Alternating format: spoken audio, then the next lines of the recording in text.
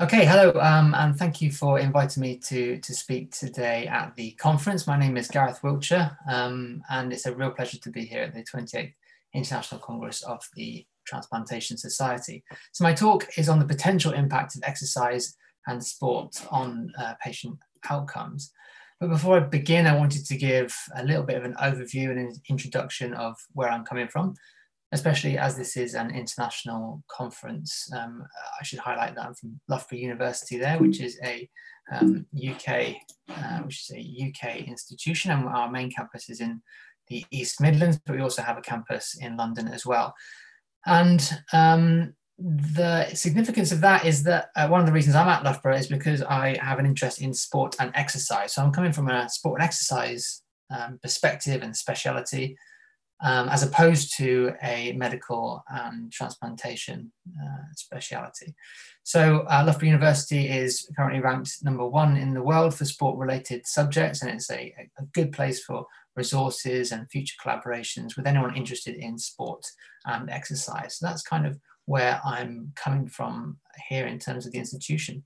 But obviously within the institution, we also have recognized in the last few years the importance of trying to investigate what the relationship between sport and exercise is with medicine. So the National Centre for Sport and Exercise Medicine has been set up in recent years, and it's a collaborative initiative with other local universities, the University of Leicester, University of Nottingham, and two NHS trusts as well. So we're really interested in sport and exercise, and we have specialisms and expertise in that area, but we're really trying to see what's the relevance for medicine, and can sport and exercise be utilised and understood better with interest for clinical populations.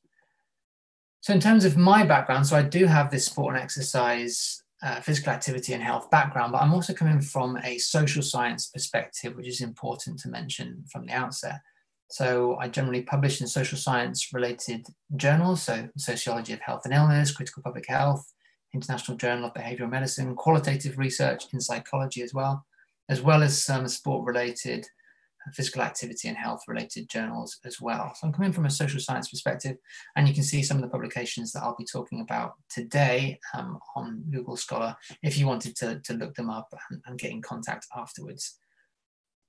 Now, from that interest in sport and exercise, in recent years I've moved to having an interest and a shift towards doing research with transplant recipients and how they engage, what their experience is like engaging in sport and exercise. So the picture on the left is actually me being involved outside of research, doing a voluntary role, which I proudly did at the last World Transplant Games as a coach for the British team. So I'm kind of having some involvement outside of research as well. And we've done a small study in terms of research already, which we have 2 papers which are currently in peer review from that small study. But as well as those academic publications, we've also produced a small booklet called Showing Off My New Lungs, which you can see in the middle there, and also a short 6-minute documentary film called Just Donate It. So if you're interested in what I'm talking about today, you can find some brief snippets of that research, some of the findings, as well as those publications which are coming out shortly.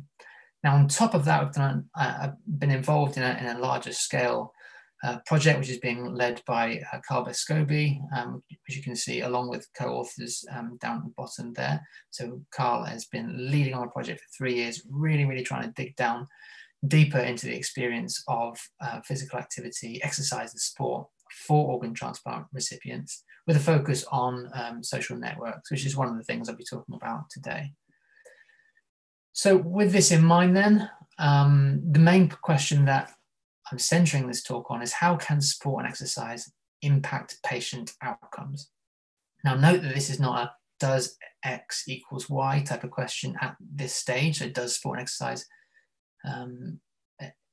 cause certain patient outcomes in a quite clear linear way? We're kind of making the assumption there is something going on there anyway.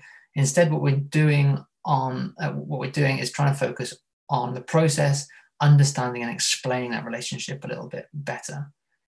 So we're also focusing on a broad view of patient outcomes, which I'll define in a moment. And I'm also, for this talk, drawing on concepts from medical sociology, phenomenology, and psychology to make this link. So in terms of thinking about this relationship a little bit further, then the starting point from that title, you can see sport and exercise there, and a clear line and arrow being drawn towards patient outcomes. But I'm going to elaborate on this a little bit further and say what we mean by sport and exercise. It's actually when transplant recipients participate in things like sport for transplant recipients, like national and international transplant games events, but also when they engage in regular sport participation with non-transplant patients as well, which you can imagine is quite a different experience and quite a different situation.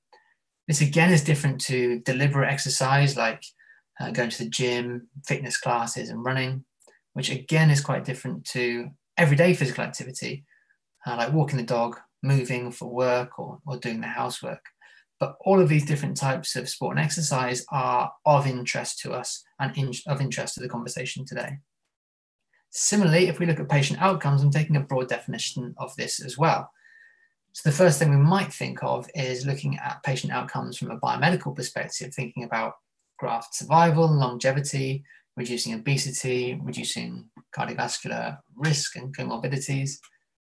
But also when I'm thinking about patient outcomes, I'm also thinking of what's the relationship between sport and exercise and maybe things like treatment concordance, adherence to medication, healthy lifestyles. Are these broader things that we can consider as being patient outcomes?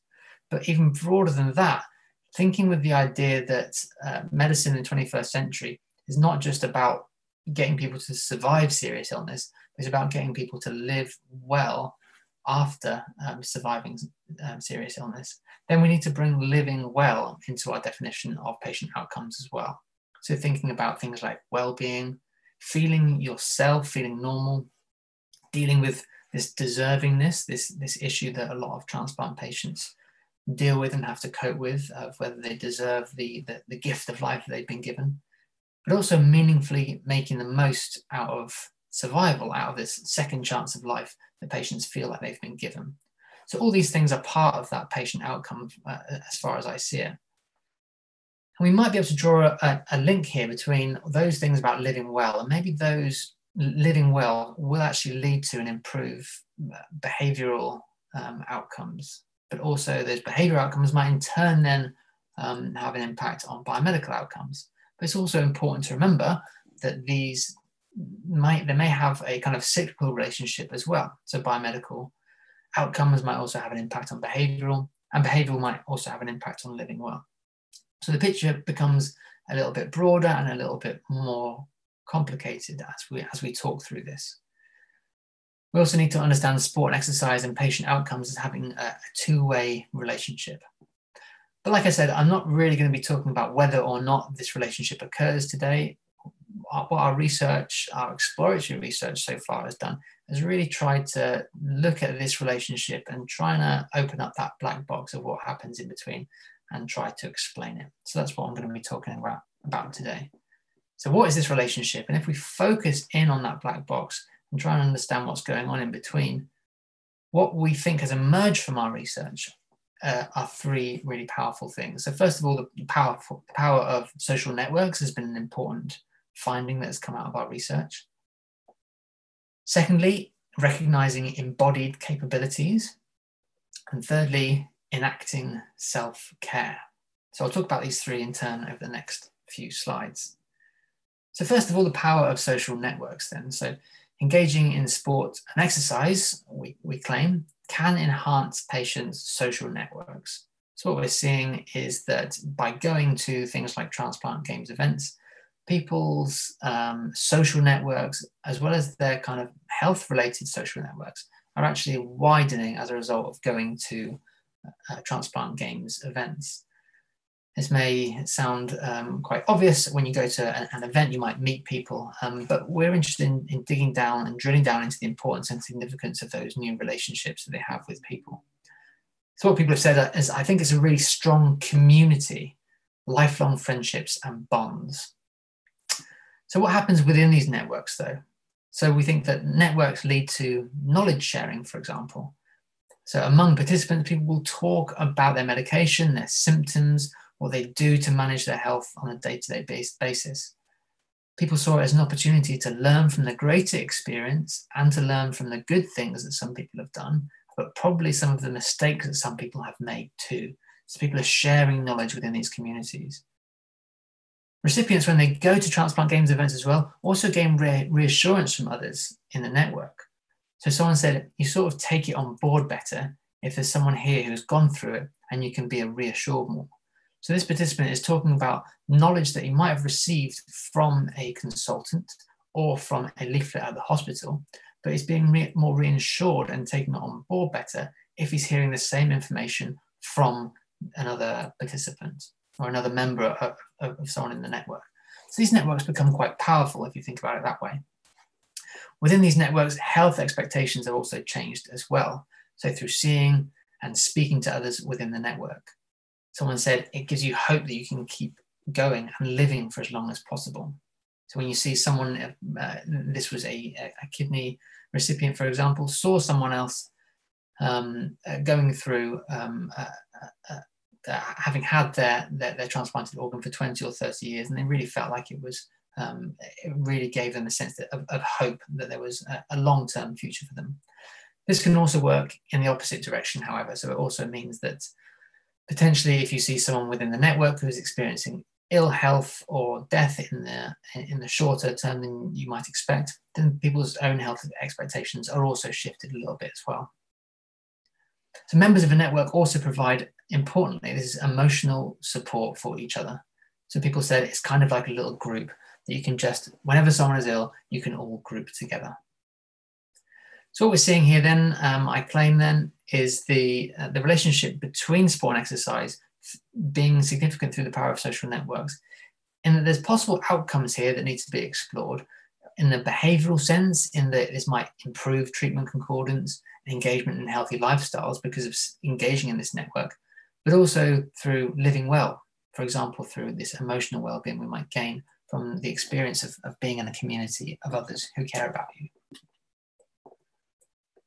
The second idea is this recognizing embodied capabilities. Now, for me, this is about improving your relationship with your own body and how sport and exercise has actually got a really important, significant role for people in improving this relationship.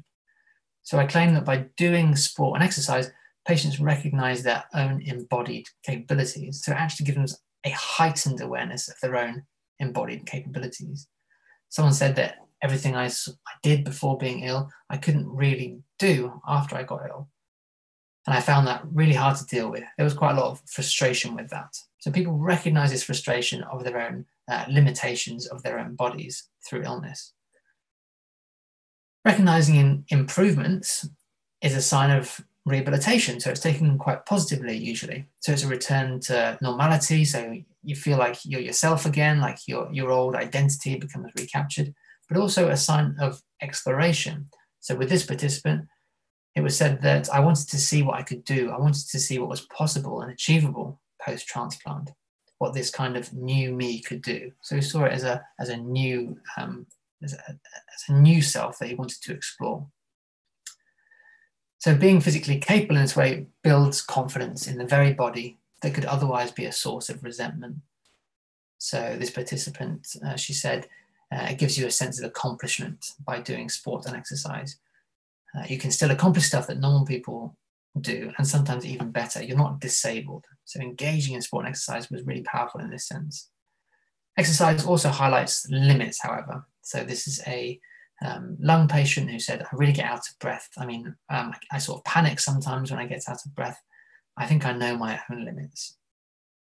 So through these ways, by doing sport and exercise, people are kept in this liminal in-between zone, somewhere between health and illness. And I'd suggest that we might want to explore how this process could have outcomes for treatment concordance and healthy lifestyles again, but also well-being, this idea of feeling yourself meaningfully making the most out of survival, in terms of that sense of achievement being really important as outcomes. So thirdly, this idea of enacting self-care was important as well. So what I'm saying here and what came out from the research is that by doing exercise, patients are actually carrying out their health responsibilities. They're actually bringing them into the world. They're actually manifesting them materially. So people understand that they have responsibilities and they need to look after themselves. You weren't born with this organ. You can't assume it's going to be there and just work fine. You need to take extra special care of it. So people understand this, but through sport, they actually get to react to it and actually get to fulfill this. So this can also be helpful and to fulfill the sense of debt and obligation to the donor. So people understand this. They say that I think where you have to start reflecting back is on the fact that somebody has donated these organs. And because of that person, you're alive. So you sort of owe it to them a bit, to put it that way. So people feel this debt to their donor. So by doing physical activity, you get a sense of actually fulfilling that debt, which otherwise, if you didn't do that, it might lead to some further problems. So this can also sustain a sense of taking ownership and control over illness as well. So someone said, I don't want to let the disease take over my life. I want to take control over it. And just not let it take over me. So the significance of exercise and sport was important for the person in terms of taking control. And it also just made people feel good in a similar way, but perhaps a more magnified way that people do in their everyday lives. When you do something good for yourself, you do something that is perceived as being healthy, you actually feel much better about it. But in this respect, in this context, I think it has an impact on how you feel as a patient and as someone going through a transplant journey. So through enacting self-care then, so treatment concordance comes up again because it's physical activity, exercise and sport is part of that whole set of behaviors around looking after yourself. So healthy lifestyles might also be fostered through this enactment of self-care. And also this idea of dealing with deservingness and fulfilling this idea of duty, gratitude, and obligation comes through engaging in physical activity and sport for the people we spoke to. So how can sport and exercise impact patient outcomes? To summarize, I'm saying that sport and exercise provides opportunities to build social networks, to enhance the understanding of one's own body, and to proactively engage with self-care. And this means, I think, that transplant recipients can benefit from these processes because they're closely related to health-enhancing behaviours that are important for patients, as well as the well-being related aspects of living well after surviving serious illness.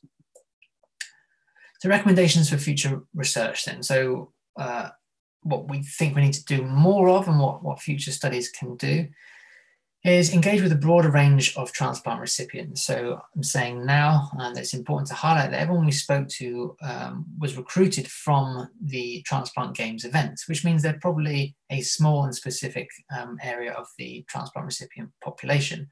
Often there are people who enjoyed sports before their transplant as well. So that might not represent the whole of the transplant recipient population.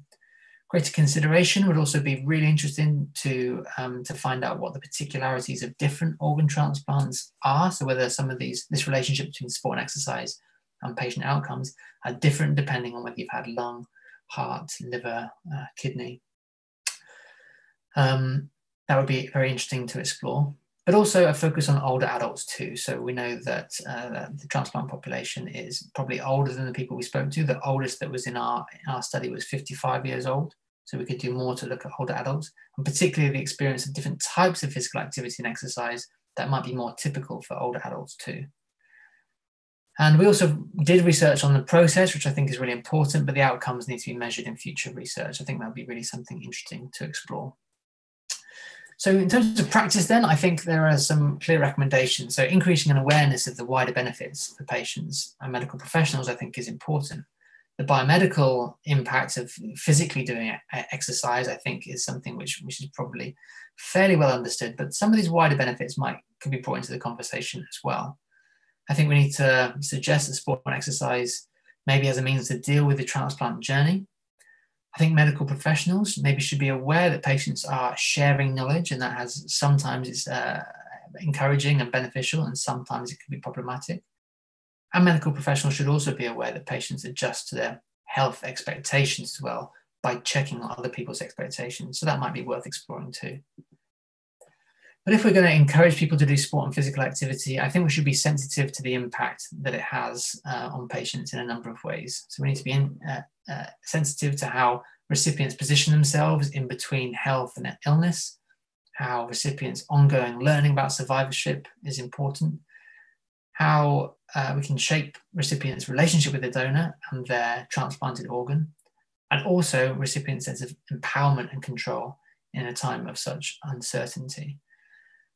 So they are the main findings from the research, and I hope you've enjoyed listening to this, and I really look forward to hearing some questions and answers from the presentation too. Thank you very much.